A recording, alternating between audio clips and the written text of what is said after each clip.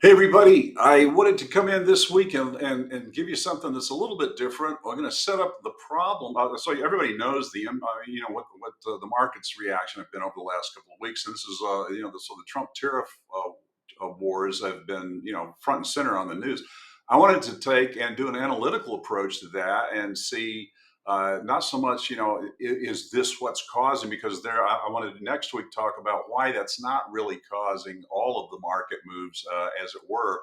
But I wanted to talk about this to set up something else that I want to talk about next week. I'll tell you at the end of this video about the moves that we've made to adjust for the market down moves. Really, overall, mitigated risks just phenomenally. I'm very pleased with the performance. There's some of the stuff that has had volatility.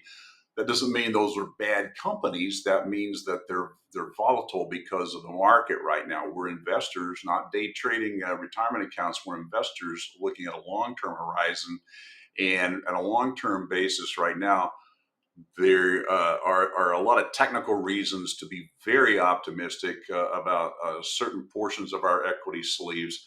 But that's a discussion for a different day. Right now, I want to talk about the problem that the U.S. faces in September of 2027, or really over the next 5 years. But I'm shooting right down the middle of it and calling it 2027 for a variety of reasons, because whatever happens has to address that has to happen between now and then, and that's by definition going to carry into 2030, okay, and then 2032 and beyond. So I want to talk about the trade wars, but I want to talk about these from an analytical standpoint, what the data tell us, and look at these, giving the administration the benefit of the doubt as being rational actors, okay, and saying what uh, the reasons behind these moves. And so maybe this helps make sense of it all. All right, let's dive into it and let's talk about the problem. So the problem that we have here is that the U.S. has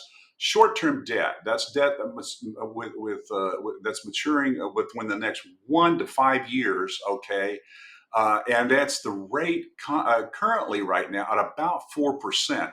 Here I'm looking at 1 year yields to 5 year yields, and I used TradingView.com as a source for that information. I could also use the Fred and the constant maturity rate for these types of securities, treasuries, is all agreeing. So it's right around 4%.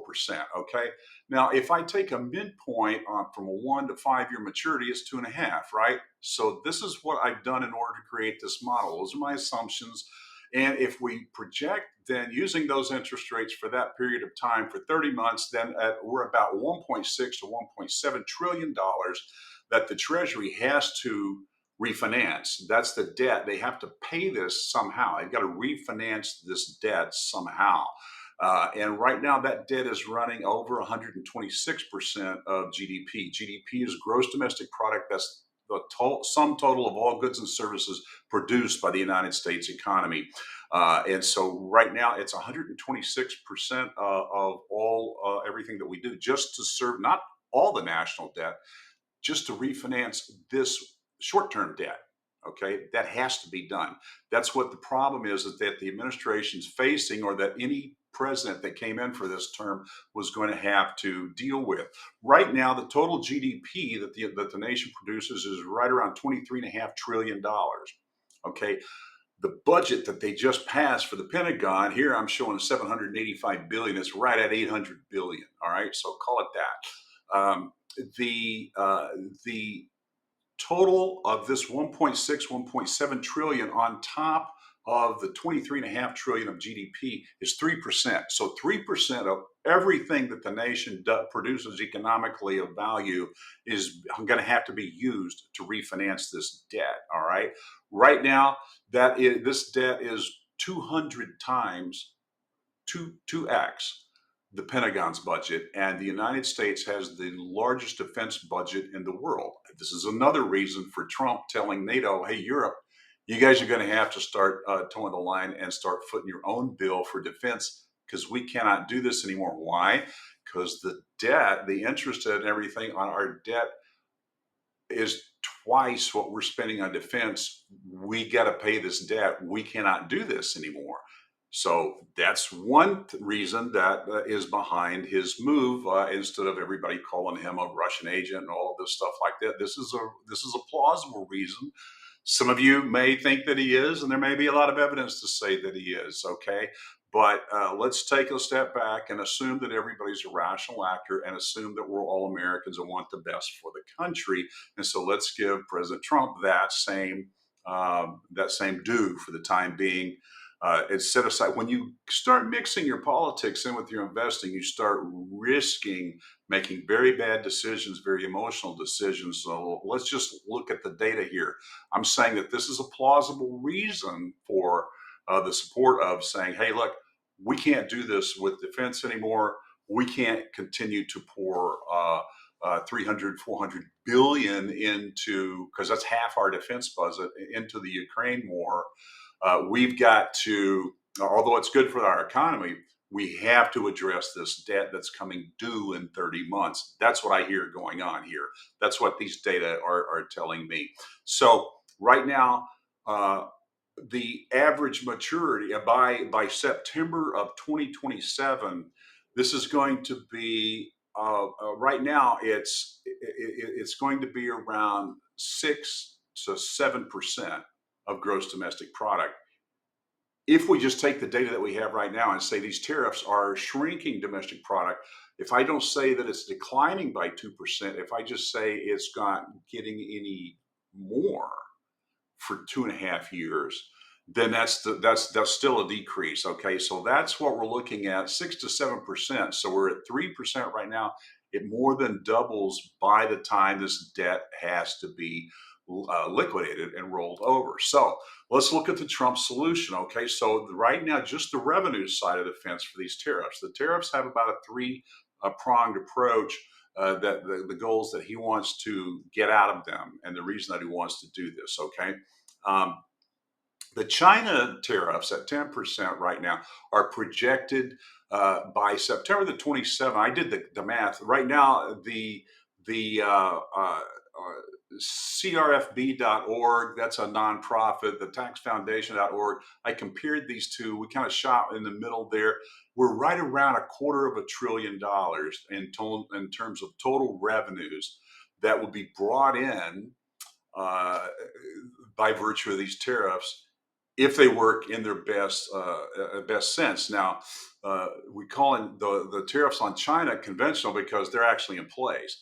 The ones on Mexico and Canada seem to be on and on again, off again. So we're just saying that if they do stay in place, this is what they could contribute towards this 1.7 trillion dollars worth of debt.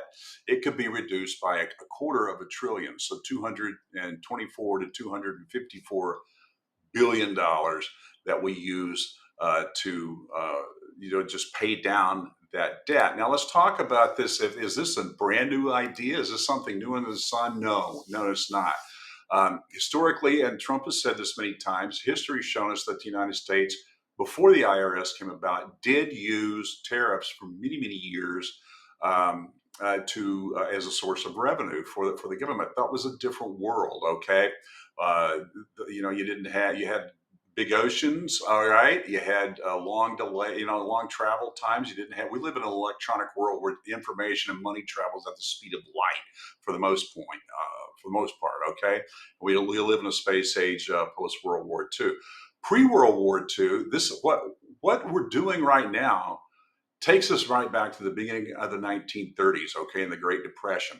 And the Smoot-Hawley Tariff Act of 1930 raised import duties by about 20%. Sound familiar? Okay. And that triggered retaliatory tariffs from all the other countries around the world. See, at that time, we had a stock market crash, things were bad, and Hoover and his Republican parties came out and said, look, this is bad. It's the bad guys, it's these other guys that are doing this to us. Very similar to Make America Great Again. The focused internally, isolationism, and they passed Smoot-Hawley, and boy, the retaliation from other nations caused everything to be priced higher and caused the price of goods to be deflated drastically and shut down the economy, and it made the Great Depression worse than it was. And so it took 10 years plus, all the way up until World War II, for the nation to come out of the Great Depression. And then post war, global trade and free trade became the mode of day again, and it's been that way ever since then. There was a general agreement around the world on tariffs and trade in 1947, and then later in 1995, the World Trade Organization, they updated those agreements, and then uh, the Republican Party stayed out of everything. And had been free trade, and so the old guys in the GOP, even Mitch McConnell last week, still came forward and said, so the ones that aren't up for reelection will come up and say, look, I'm a free trade guy. I don't go for this isolationism, and the tariffs where I don't like tariffs.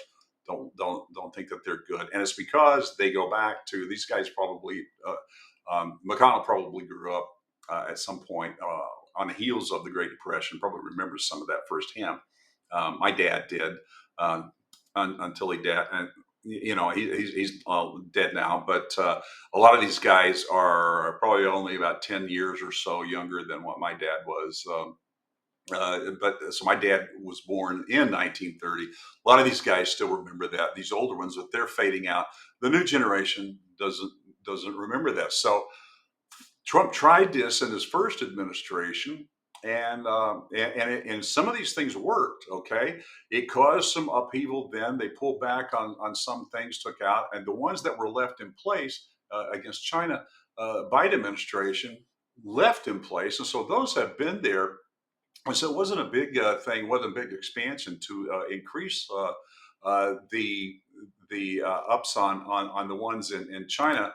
It's the Mexico and Canada thing that's a problem, and that's something new. All right, so that's a little bit of history. This has been tried before. It failed miserably by Herbert Hoover, and it took World War II to pull us back out, and the world back out of a global depression.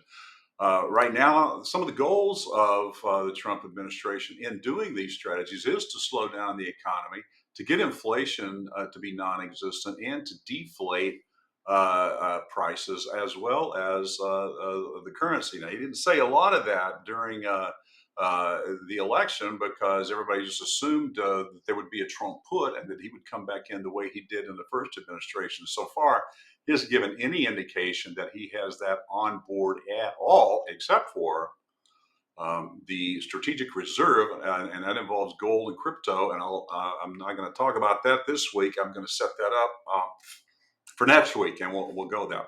Let's look at the revenue impact, assuming that these tariffs generate the revenue that they're talked about. Okay, the average maturity due is 1.6, 1.7 trillion.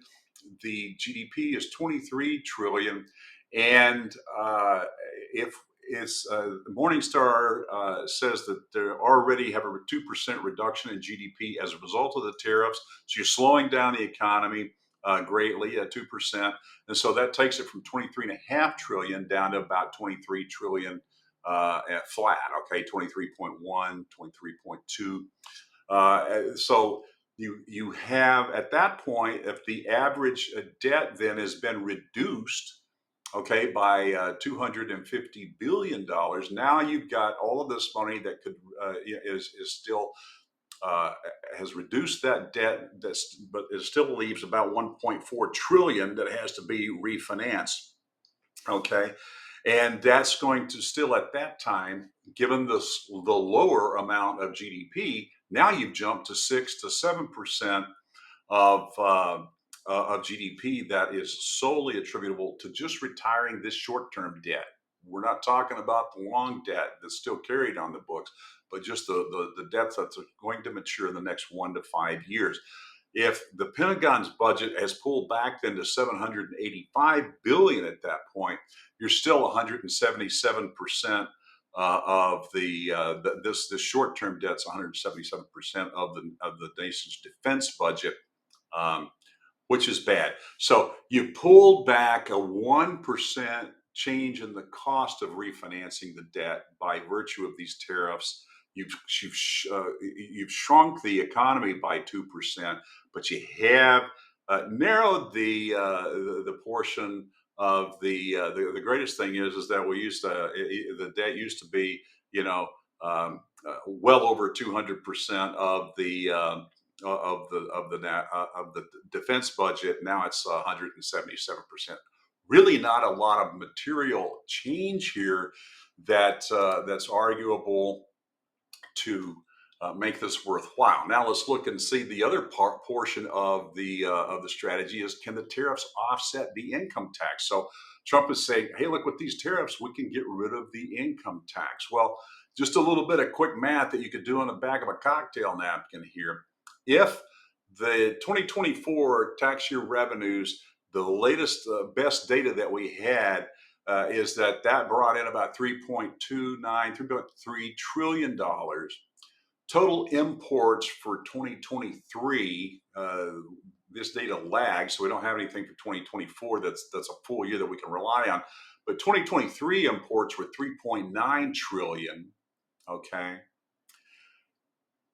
you would have to have, if we maintain the imports at the 2023 level, you would have to have a tariff at the 84 to 85% rate in order to replace the income tax revenues, okay, that is brought in by the IRS.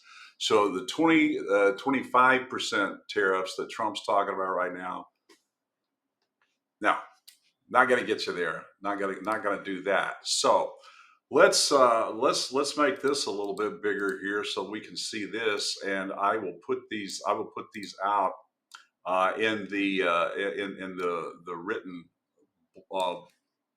blog that you have below this so you can see this. Another piece of the Trump strategy, the benefit of the tariffs, he says, is that it's going to reduce the trade deficit. Well, this usually doesn't happen, and it never does, and this is why. It's because repatriating is a noble goal, but look, we have technology right now, and so whatever factories you bring back here, it's not about jobs. And as per se, robots are going to take those jobs. Whatever comes back here, the manufacturing is going to be done by AI and robots. Okay, set that aside for a minute. Let's just talk about the trade deficit. That's the difference in the net exports of a nation versus what they net import. So what you buy in, that your wealth goes somewhere else from abroad, versus what you sell abroad and take in money from overseas, that net, and for the United States, it's been a deficit. Okay, so what happens here is, if you merely the capital inflows don't change because of tariffs. Okay, what happens is, and this is the first tariff, is the lower diagonal line here. That's where you are right now without tariffs. Impose the tariffs, and that line shifts to the left. Okay, and the thing is that the bottom axis is the outflows of capital. I may have to redo this graph. I apologize. I didn't label these axes, so I'm going to have some time remembering what those exactly were. But stay with me on this. The point here is that the exchange rates is what actually changes. Okay, not nothing else changes. The trade deficit stays the same, because what happens is the exchange rate goes higher. And the example that I have here is what we were using was oil and gas exports in the 2010s when fracking came about. Okay, and what happened is that the dollar value, it increased in value, it appreciated 20%. And so you can view that here as the change between right here, this intersection on the x-axis for the old point without the tariffs to this point. So the exchange rate, the capital inflows stayed the same regardless of the exports or the revenues imports here, the trade deficit stays the same because the currency valuation shifts. And so when you have more, what you have here is that you have a dollar appreciating. So for oil and gas, we were the greatest exporters in the world, but that offsets the cost of other goods coming in. Okay. And so it's a net wash because the currency valuation changes. What does that mean? Well, these guys know this stuff. So what does it mean? It means this is what the dollar index has been. This is inauguration day right here. This is what the dollar index has been as Trump policy started going into effect. You see that the dollar falling in value very handsomely. Okay, so right now, over the 53 days that Trump's been in office, the dollar has depreciated 4.3%. They've got to do that because that's the only way to offset this piece right here and avoid this from happening. Because if you let the exchange rate increase, then it's a wash. You don't get any reduction in the trade deficit. Okay, Trump wants this line to be back down here or below. The only way to get that done with these tariffs, with this, is to devalue the dollar. So look for debasement of the currency. What's that mean? Well, okay, that sets up my discussion. Okay, that's the reason we've got a big position in gold. Okay, and that's another reason we've got big positions in other equities. Necessarily are not going to do this, but the strategic reserve that he's talking about, this is a reason to bring that in to stabilize other aspects of the currency. But you devalue the dollar, that that helps him make these tariffs work in terms of shrinking the trade deficit if you want to bring manufacturing back to the United States. But it also does away with so if you're devaluing everything, you're going to see a lot of asset values deflating. What's that means? Well, he's getting rid of inflation that way, ideally. All right. But you're also paying off this 1.7 trillion dollars in short-term debt with dollars that are less valuable than the dollars that were borrowed. That's the big deal. The other piece of the puzzle is they've got to get the interest rates down. That's a different discussion. That's a whole thing with the Fed, and that's for next week. I did this. I wanted to tee up. I'm going to this conference in New York City for the rest of the week, and we are meeting with the leaders of the crypto industry from around the world. But people like well-respected economists, people like Mohammed Al-Arian are speaking. Kathy Woods, she's the manager of the ARK Fund. Michael Saylor, he's the head of the company Strategy that holds more Bitcoin than any company in the world. These guys are all talking, these industry leaders, and that's just two. There's like, I don't know, there's 20, there's 50, there's everybody that's anybody in the business is going to be there. That's why I'm going to be there. And I'm going to piece this together because the Fed is going to have to change the duration of its debt holdings. Okay. How they're going to do that, there remains to be seen. One possibility is by issuing zero coupon bonds and stop paying interest on the debt. That's a pretty interesting concept. I want to hear some of these great minds discuss that, and to the extent that nobody else asks about it, I'm going to ask about it. Okay, so you've got kind of a return to 2008, 2009 levels where people are like, look, don't pay me any interest, just make sure I'm not going to lose any money. Now do you start understanding a little bit of a different dimension, a little bit more depth as to why President Trump is up there saying, and the Republicans generally are saying, you're going to go through some pain in order to get where we need to be. If this strategy is going to work and they're going to be successful at refinancing this debt, this is the way that they want to go about at doing it. I think it's sort of like childbirth without any anesthetics, any pain relief. But hey, here we are. I mean, I guess children were brought into the world for centuries before that happened. So somehow we survived. But that's kind of where we're at. I think it's a very brutal approach. I think there were other ways to deal with it, but this is where we are. So this is the giving them credence for being rational actors to some degree, to the extent that they have done this pretty haphazardly. They could have done it more strategically and less bull in a china closet, but that's doesn't grab the headlines that they enjoy. So anyway, here we are.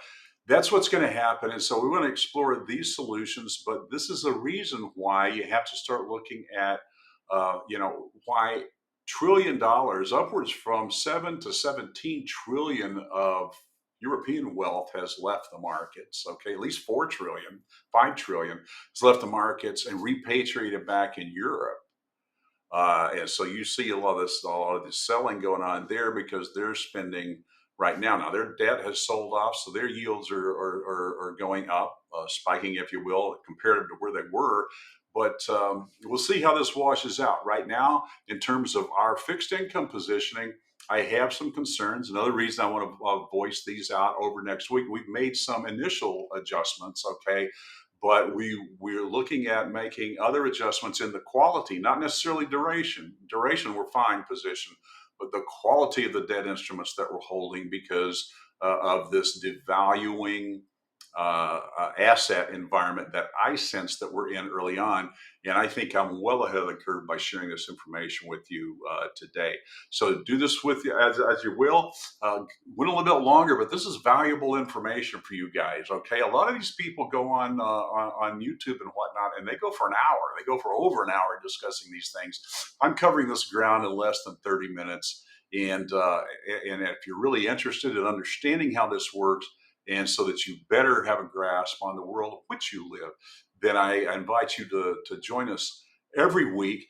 And then when I get back from New York City, we're going to start opening up weekly webinars and opening up these for Ask Me Anything kind of sessions and things like that we're going to go on with. And with that, I will see you again periodically throughout the week. I hope with some good posts, maybe little blurbs from New York City and the Javits Center at this conference. And we're getting some of the best information we're going to have.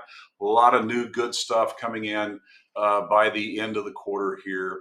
And look for new information, exciting things happening. Um, this is interesting times in which we live. We're going to make it. Everything's holding okay, and to the extent that you're not losing money when the tide is going down the way that it has so rapidly, we're making you money. And then, like I said, from a technical standpoint, this equity sleeve that we do have over there for about 20% of your portfolios is technically positioned to more than recover what it's been down year to date. So far, it could be explosive, but I don't have a good crystal ball. Nobody does. I just looking at the technicals that are there, and we may go down a little bit further. Bitcoin could go down, to that 60 range, 72 range. Right now, it's holding in the 80s. The volumes right there, but that's a discussion for next week. There's some reason to be optimistic for explosive growth out of all of those pieces in that sleeve as we go on. All right. All the best to you. Have a great week, and I'll see you next time.